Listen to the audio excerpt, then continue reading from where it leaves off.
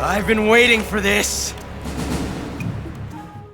So I know you guys have been waiting on this one, and this is how we're going to get set up for the FreeCam for the PCSX2. Also called The PlayStation 2 Emulator. If you already have got this, then just skip ahead in the video to set up the FreeCam. If not, I'll show you how to get started. Well then, let's get started. I'll leave a link in the description to redirect you to the PS2 Emulator website. So what you need to do is click on the latest nightly, and from there you can choose what platform you're using, such as Windows or Linux or even Mac, which is a personal favourite of Otacon's. We did it! So now once you have the PS2 folder, what you want to do is simply extract the folder, and from there feel free to delete the old zip. Then go inside the folder you've extracted, and then you want to look for the PCSX2 QT EXE, which is the emulator itself. From there you'll get a Windows security notice, but I made a slight oopsie, and you should click more info and allow on your device. But if you clicked run anyway, just like myself, just click on the notification on the Defender on the right hand side with the block file, and make sure that you click on allow on device to make sure it works. And once you click back on the EXE, all should run just fine now. So make sure you pick your desired language and even a theme that suits your taste, and make sure you enable all automatic updates to keep update on the latest, and click next. And now you're going to need essential BIOS to make this emulator play games, and I'll leave a link in the description that has all the regions available for you to play games for the ones you acquire from different regions and so forth. Once again, it's same as before, extract the zip files, delete the one you don't need no more, and from there on you shall have the BIOS files that give you the chance to play games. So be sure to click back on the PS2 Emulator tab, and now you're ready to import your BIOS inside the emulator.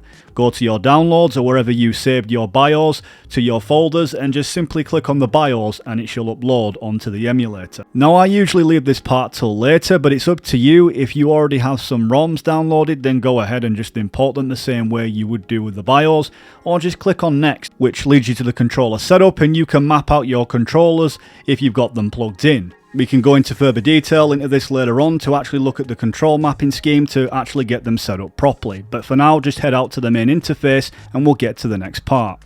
Now I can't stress, but the next part is very crucial because you're going to need this particular version of Metal Gear Solid 3 Subsistence for the FreeCam to work, and in particular is the USA ISO. The PAL versions just won't cut it, which you can find on CD Romance by typing Metal Gear Solid 3 Subsistence CD Romance. I won't leave the link for this one for legal reasons. The website's perfectly fine, it's being used by many to get their games, and you just simply download all three or just disc 1 if you just want the game itself, and if you're not bothered about the extras, which let's face it, you should be because it just isn't Subsistence without them. And now for the FreeCam itself, which is on GitHub. I'll leave the link for you if you want to download the PS2 Oculite camera folder, which contains the EXE for the FreeCam to connect with the emulator and the game itself. And just as a neat little trick to tidy up your desktop, you can actually rename your PCSX2 emulator, and I'll leave another link for a website where you can actually download ICO files to change your folder pictures as well. So now you remember that PS2 Oculite FreeCam you downloaded? Well, I've assumed you've extracted it, and if you can, place it inside your PCSX2 folder to keep things nice and together. In my case, it'll be the PS2 after I renamed it. Once you've extracted the FreeCam folder, click on the PS2 Cam EXE and you'll be greeted by a wonderful interface that is very straightforward. The interface tells you what controllers you have plugged in, because bear in mind, for this to work in the cam mod, you need 2 controllers. You could use one, but you'll be skipping cutscenes and it just makes it awkward. Be sure to click on the About page too to check for newer versions from time to time that you can download directly from the website. You can even click on the game library that currently has all the games that are listed and available for you to use on the FreeCam. We're not connected to the emulator, but we'll get there soon. Hear me, Major Tom. This is Snake. Kept you waiting, huh? Assuming Metal Gear Solid 3 Subsistence discs or ICOs have downloaded, and you have extracted them and placed them inside the PS2 emulators folder, now is the good time to set up some settings and patches to ensure the game runs smoothly. Open up the PS2 emulator interface and click on Add Game Directory, and find where you extracted the games, preferably inside your emulation folder where everything is kept together. And in the next step I'm going to tell you just on how to add some essential patches just to make that game run stable.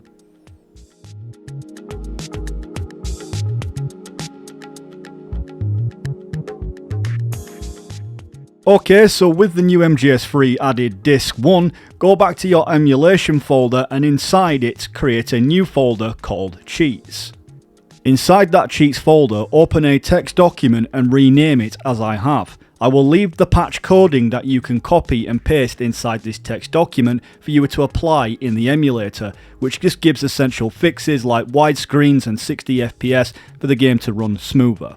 I will leave all of these files you need on a link in the description that contains patches and BIOS. Just take the ones that you want, but for this version you want the NTCS patch that you can copy and put directly straight into your Cheats folder. Now head back onto your PS2 Emulator interface and click Properties, and if you go into Patches, make sure you enable all of these settings, such as a 16:9 ratio, including the 60 FPS settings. The great thing about the PCSX2 nightly download is everything is automatically updated, so it picks the best settings for you. But of course you can turn the resolution up to 4K on your own choice to make the image look more clear and sharp.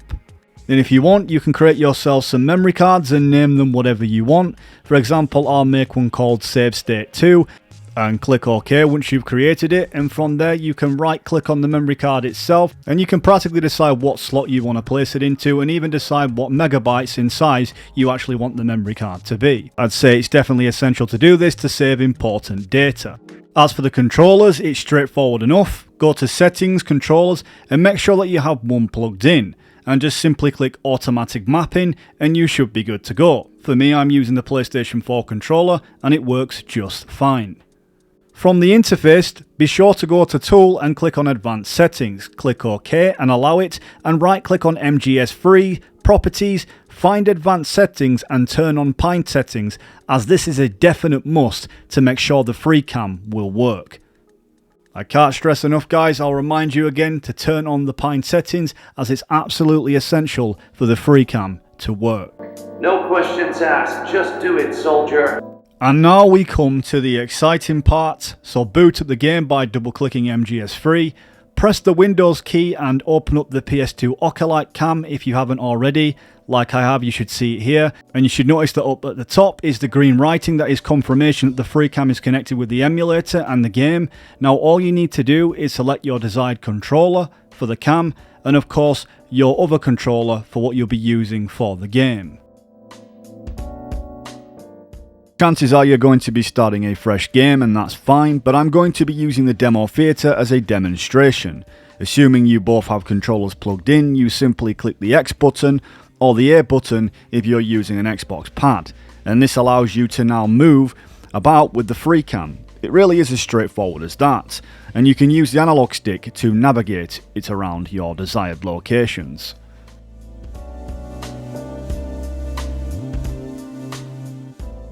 Before I leave you, please consider sending more support to Moonless Formless on GitHub, where you downloaded the PS2 FreeCam, to inspire them to make more games for us to explore. And if you can, leave me a like and subscribe to the channel if you could. Anyway, thank you for watching, and if you find any cool discoveries, I'd love to hear from you. Anyway, once again, until we meet again. Ah, what a joyful scene.